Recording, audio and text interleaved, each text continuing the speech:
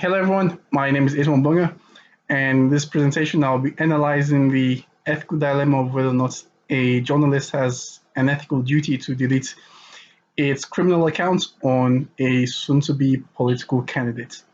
Using the categorical imperative, I will structure my analysis in two parts. The first part, I would present a maxim and universalize this maxim to conclude that in this precise situation, the journalists do not have an ethical duty to delete their story on the politician, and in fact, I think that it would be unethical to do so. And in the second part, I'll use the exact maxim to prove that if the situation were slightly different, then the journalist will have an ethical duty to delete the story.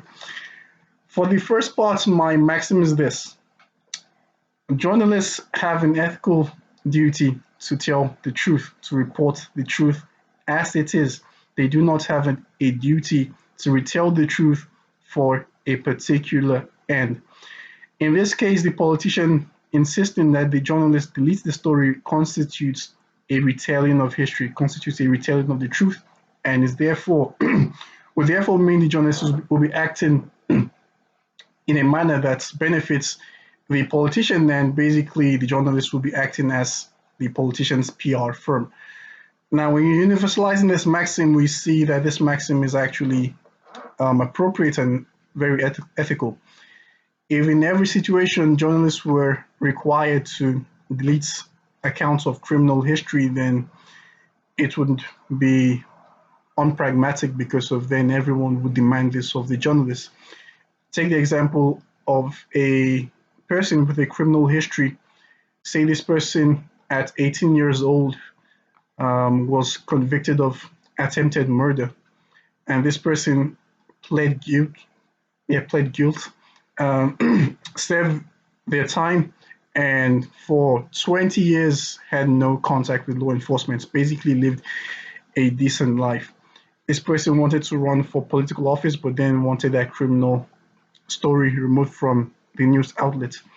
Now, this story is parallels with the one that we're presented in the case. In both instances, both people have acted in ways that put the lives of other people at risk. The only thing that makes their stories a bit redeeming is that they have not succeeded to hurt anyone. But in both cases, the DWI and the attempted murder, they've acted in ways that have the potential to cause the hurt of someone else. So if you permit the journalist to delete the story in one account, then you have to allow them to delete it in this other account and literally all other accounts, because how do you draw the line between what crimes should be deleted? And my argument is that you actually cannot do this. Based on the categorical imperative, we have the maxim, and we have a duty to report all truth and not select which ones you do. Now, to the second part of my argument, I'll use the exact same maxim to show how, if the situation were slightly different, then I'll arrive at a different conclusion. Let's say that this politician had his criminal record legally expunged. Then this will follow from my maxim that journalists have a duty to report the truth, and in this truth, the crime essentially does not exist for public viewing. Therefore, the journalists having this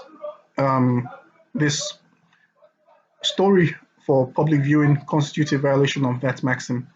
Now you can say that, well, the journalist can annotate their story to reflect this detail, but I'll say that's not sufficient, because of the courts do not do this. The courts do not present the documents and then annotate their documents.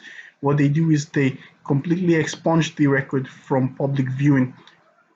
The purpose of this is to ensure that essentially the criminal record is not exposed. So therefore, if this is going to be reflected with journalistic accuracy, then the journalists also have the duty to expunge the story from their news sites or outlets, however they present their news.